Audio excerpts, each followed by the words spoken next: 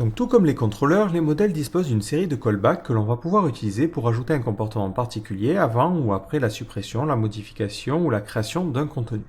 Donc l'ensemble de ces callbacks est disponible au niveau de la documentation et si vous descendez un petit peu, on les retrouve ici. Donc lorsque un objet est créé, par exemple, il va d'abord utiliser la méthode beforeValidation puis afterValidation jusqu'à arriver au bout. Et après cette méthode-là, ça veut dire qu'il aura persisté les informations au niveau de la base de données. Donc ce que l'on va pouvoir faire, c'est utiliser ces différents callbacks pour ajouter des comportements particuliers au niveau de notre système. Alors le mieux pour les découvrir, c'est de faire un petit exemple concret. On va reprendre notre petit système d'articles et ce que j'aimerais bien faire, c'est créer un nouveau champ qui va permettre de sauvegarder l'URL, le slug qui correspondra à cet article. Par exemple, moi ici, j'ai envie que ça fasse mon-titre, histoire plus tard de mettre en place un système d'URL un petit peu plus propre. Donc ce que je vais faire, c'est que je vais commencer par créer la migration pour ajouter ce champ au niveau de ma base de données. Donc pour cela, je fais un coup de Rails G Migrations et on va l'appeler add slug to post. Et on va lui dire que ça rajoute un champ slug qui sera de type chaîne de caractères. Et ici, attention, hop, il ne faut pas d'ess. Donc automatiquement, cette migration a été créée et vu que je l'ai nommé convenablement, il a pré-rempli le contenu. Il sait qu'il doit rajouter une colonne dans la table post et cette colonne doit être un slug qui est une chaîne de caractères. Maintenant, je peux effectuer ma migration. Donc je fais un coup de Rails db.migrate. Et enfin, je peux modifier mon formulaire pour pouvoir mettre en place ce nouveau champ. Donc juste en dessous du nom, hop, on va rajouter un petit form group et on va dire que ça va être pour le slug. Et on va laisser la même classe et on mettra ici URL de l'article. Et hop, on n'oublie pas aussi au niveau de notre post controller de rajouter ces champs rajouter ce champ au niveau des champs qui sont acceptés au niveau du paramètre. Donc tout en bas dans le post param, et c'est pour ça que c'est plutôt pratique d'avoir tout séparé, j'accepte le slug. Voilà. Donc maintenant au niveau de mon système, au niveau de mon formulaire, j'ai l'URL de l'article. Ce que j'aimerais bien faire, c'est que lorsque l'on modifie l'article, automatiquement, si ce champ n'est pas rempli, il se remplisse à partir de ce champ-là, du champ name. Donc on pourrait être tenté au début de se dire, bon ben on va faire ça au niveau de notre contrôleur. Au niveau de ma partie update, ben, je vais vérifier est-ce que j'ai mon slug, et si je ne l'ai pas, ben, j'utilise le nom comme slug. Le problème, c'est que ce n'est pas très pratique, et si on a une logique un petit peu plus complexe, on va commencer à remplir notre contrôleur. Et en plus, il faudra penser à le faire à la fois ici, mais aussi dans l'action de création, ce qui est évidemment pas très pratique. Donc la solution, c'est d'utiliser les callbacks au niveau du modèle. Donc pour créer un callback, il suffit de se rendre dans notre modèle et d'utiliser le nom du callback. Donc par exemple, nous ici, si on regarde, on pourrait se dire, bon ben c'est pas mal de le faire avant la validation. Avant de valider les données, ben dans ce cas-là, on va renseigner le slug.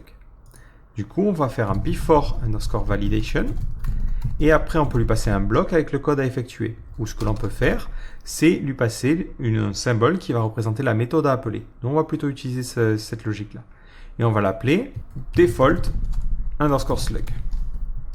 Maintenant, je vais créer cette méthode, je vais la déclarer en privé, et on est parti. Def default_slug, et à l'intérieur de cette fonction, je vais faire quelque chose de plutôt naïf, je vais dire, je prends l'enregistrement en cours, et je vais lui définir son slug, et le slug, ça va être le nom. Donc là, je mets un self, parce que si je fais ça, il va penser que je crée juste une variable locale slug. Là, je lui dis vraiment d'appeler la méthode slug sur notre enregistrement. Du coup, automatiquement, lorsque je vais soumettre le formulaire, automatiquement, il remplira le slug à partir du nom. Alors pour que ça fonctionne, je vais retirer les règles de validation que l'on avait fait au précédent chapitre. Sinon, on va avoir ces erreurs en permanence. Si maintenant je clique sur modifier l'article et que j'essaie de le rééditer à nouveau, je vois bien que mon titre s'affiche correctement. Le souci, c'est que si l'utilisateur décide de rentrer quelque chose, ben là, on va complètement l'écraser parce qu'on a ce code-là. Donc on peut mettre après plusieurs conditions. Donc nous ici on va dire si on a le name qui n'est pas vide, donc là ça sera différent d'eux, mais par contre on a le slug qui est vide et self.slug.empty, dans ce cas-là on veut faire un self.slug égale name. Alors par contre on veut que ça soit au format URL, donc on a une méthode au niveau de Ruby on Rails qui est la méthode parameterize. Alors c'est pas parameterize, mais c'est parameterize. C'est toujours impossible à retenir ni à prononcer. Globalement, c'est une méthode qui fait exactement ce que l'on veut, c'est que ça remplace les caractères spéciaux par un séparateur qui est un tiré par défaut. Donc c'est exactement ce que l'on veut faire en général dans une URL. Donc là, on peut lui dire sur la variable name, je veux que tu utilises la méthode parameterize. Donc l'avantage, c'est que du coup, si l'utilisateur se met à modifier quelque chose, là, on garde ce qu'il a rentré. Par contre, s'il laisse quelque chose de vide, la méthode parameterize rentrera en jeu et du coup, elle remplira ça automatiquement, ce qui permet du coup d'éviter les soucis.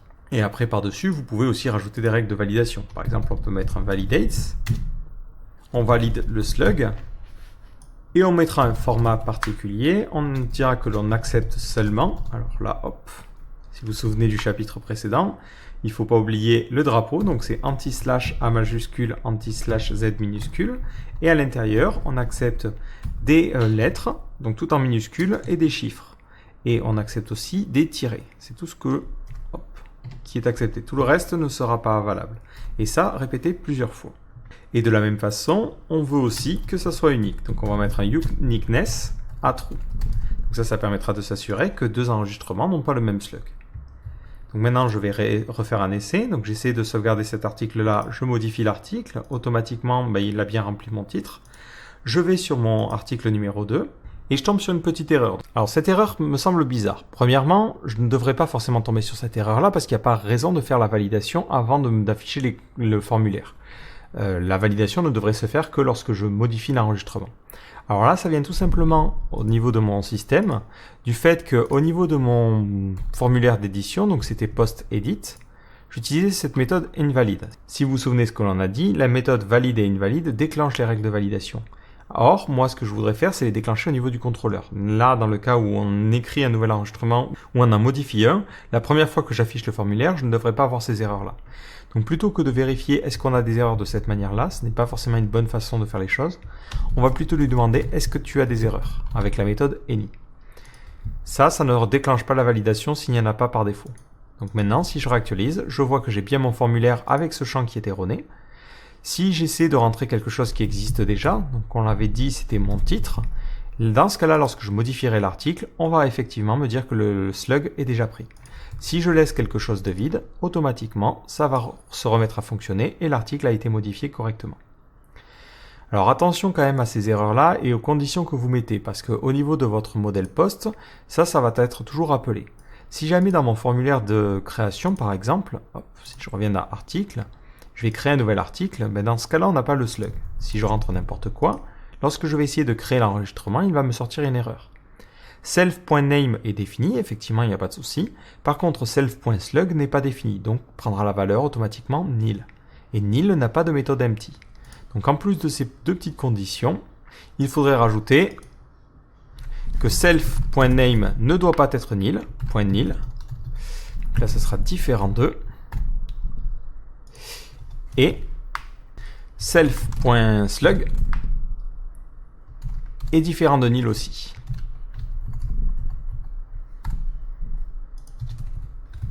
Et là d'ailleurs je me dis, ça serait plus logique de dire si le nom donc n'est pas nil et que le nom n'est pas vide et que le slug est vide ou que le slug est nul, dans ce cas-là je redéfinis le slug.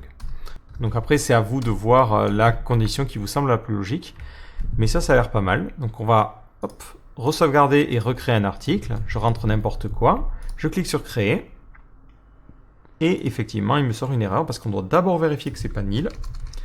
Comme ça, il ne fera jamais la méthode empty si jamais la variable est nil. Donc si je réactualise en resoumettant les informations, cette fois-ci mon article a bien été créé. Et si je reviens, il a généré le slug de manière automatique. Donc on peut faire les conditions un petit peu comme ça, ou ce que l'on peut faire aussi, c'est les mettre au niveau de notre before validation.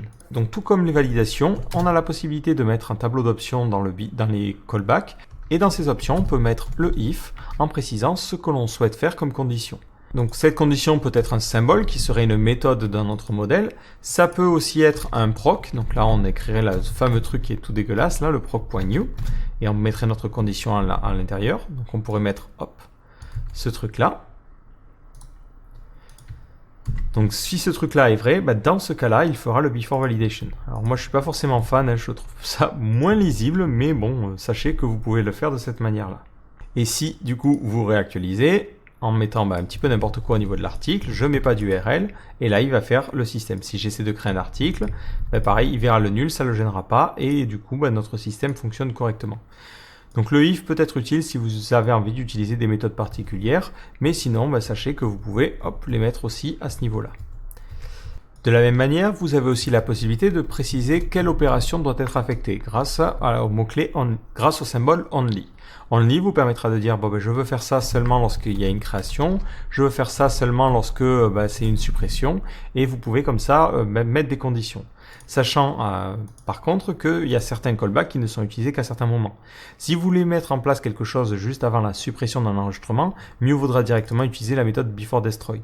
Par contre, effectivement, si vous voulez faire quelque chose avant la validation, vu que c'est quelque chose qui est à la fois créé pour le create, qui est utilisé pour la création et la mise à jour, là, ça peut être intéressant de mettre, je veux mettre cette validation seulement à l'update, ou je veux mettre cette validation seulement au create. Donc après, encore une fois, ça va dépendre des cas, et là, à vous de créer un petit peu ce que vous voulez. Ce que vous pouvez aussi faire, c'est empêcher la mise à jour d'un enregistrement. Donc là, on va revenir sur notre default slug et on va dire par exemple que si le nom est nul, on empêche tout. Dans ce cas-là, ce qu'il vous faudra faire, c'est simplement retourner false ou renvoyer une exception. Si vous faites ça, automatiquement, il va annuler l'enregistrement. Donc là, on va faire par exemple if self.name égale ou même est empty. Dans ce cas-là, je return. Donc là, je le mets volontairement false. Si j'essaie de me re-rendre sur mon enregistrement, je vais donc supprimer cet enregistrement-là, celui-là aussi, et je vais éditer ce premier enregistrement. Et cette fois-ci, je ne rentre pas de titre. Donc là, on le voit, il me dit article modifié avec succès, et au niveau de mon terminal, l'enregistrement a été modifié. C'est bizarre. Donc c'est la seule fois où il faut faire attention, et là, pour le coup, on ne peut pas forcément faire confiance à la documentation. Effectivement, la documentation vous dit de retourner false si jamais il y a un problème ou de renvoyer une exception. Donc ça, c'était valable jusqu'à maintenant dans Rails 4. Mais actuellement, on est sur Rails 5 et ça, ce n'est plus valable.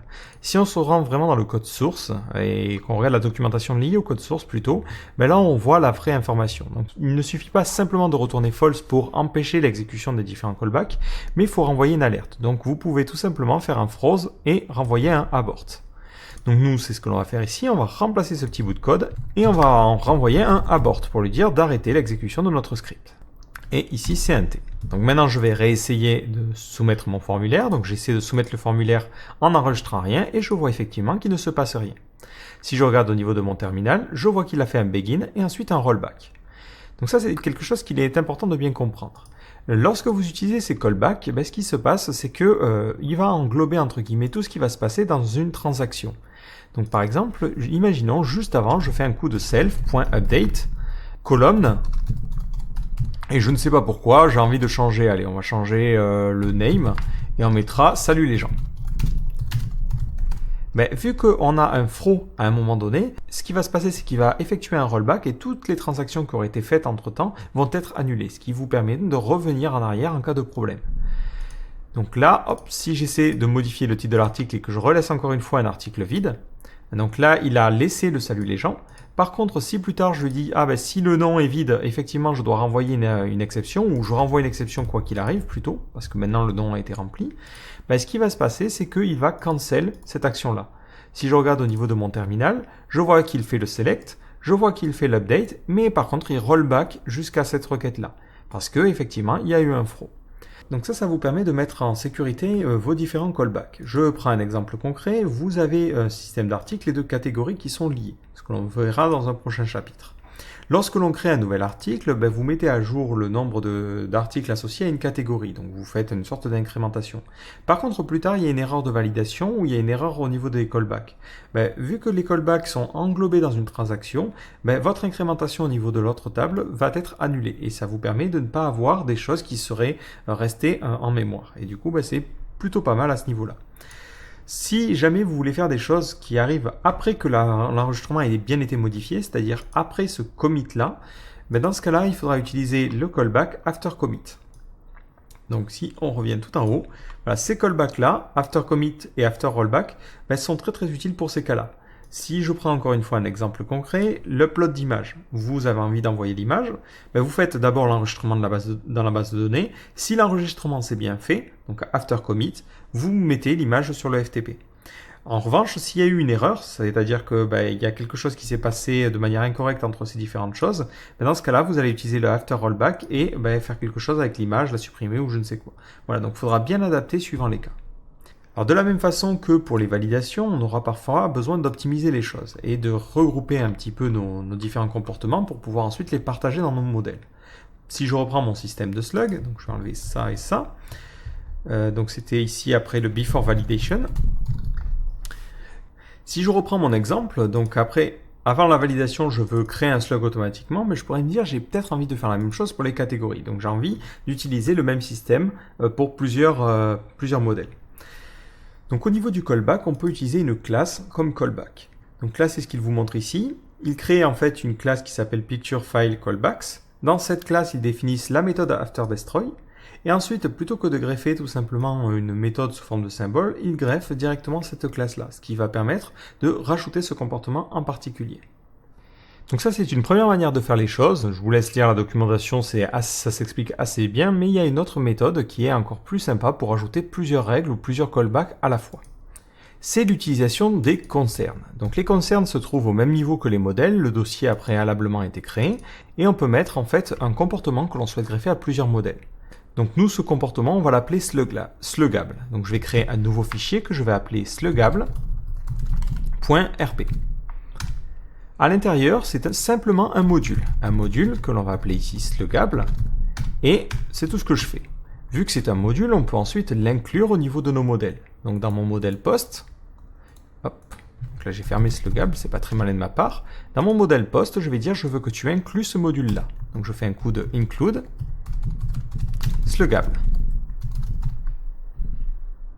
Donc ça, c'est un design pattern que l'on retrouve très souvent sur Ruby, donc pas forcément propre à Ruby on Rails, qui permet de greffer des méthodes de classe ou des méthodes d'instance directement depuis un module externe. L'avantage, c'est que Ruby on Rails, lui, fournit une extension qui permet de le faire encore plus simplement.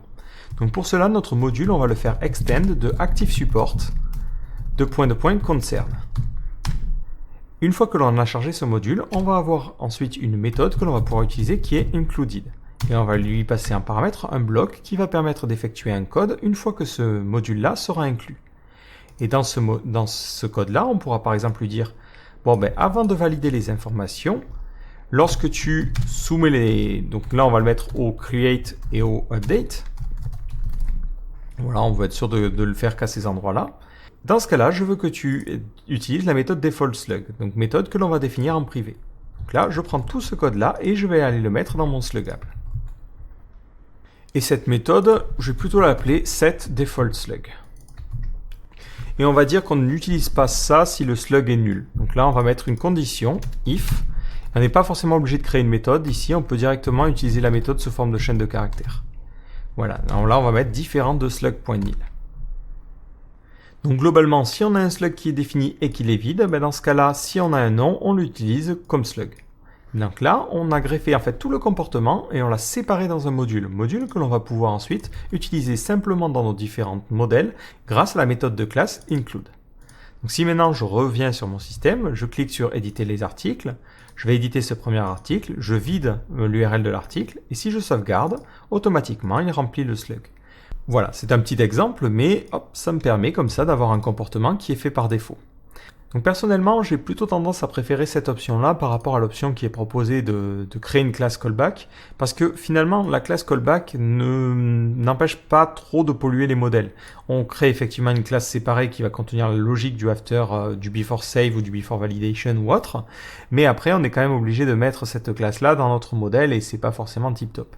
Ce que j'aime bien avec l'idée de créer un concern, c'est qu'on va séparer toute la logique dans un module en particulier que l'on va ensuite pouvoir greffer de modèle en modèle. Et au final, on a juste à mettre ça et ça va greffer tous les callbacks. Ça peut mettre en place des règles de validation en particulier. Donc là, on pourrait par exemple se dire la validation du slug, elle n'a pas forcément d'intérêt ici. Elle correspond à ce concern-là, à ce comportement de modèle. Donc là, je le mets ici. Et maintenant, mon modèle aura en plus cette condition-là. Du coup, si je mets n'importe quoi au niveau de la validation, ça va être détecté et il me renverra une erreur. Donc ça permet d'englober toute une logique dans un module en particulier. Module qui est réutilisable au maximum. Parce que là, on n'a rien qui est propre au modèle. Donc voilà qui conclut notre petit chapitre concernant les callbacks. Donc ce qu'il faut retenir, c'est que les callbacks vont vous permettre de greffer un comportement avant la modification, la suppression ou la création de contenu. L'avantage, c'est que ça vous permet d'alléger les contrôleurs parce que vous n'avez pas de logique particulière à mettre, et c'est les modèles qui vont être responsables de leur propre logique en fonction des données qu'ils reçoivent. En l'occurrence ici, on a créé un système qui automatiquement, s'il détecte que le slug est vide et que on a un titre au niveau de notre article, il va pré-remplir le slug. Et ce que l'on a fait, c'est que l'on a séparé ça dans un module, histoire de pouvoir le réutiliser partout où on en a besoin. Donc je vous donne rendez-vous dans le prochain chapitre où on va parler de scope.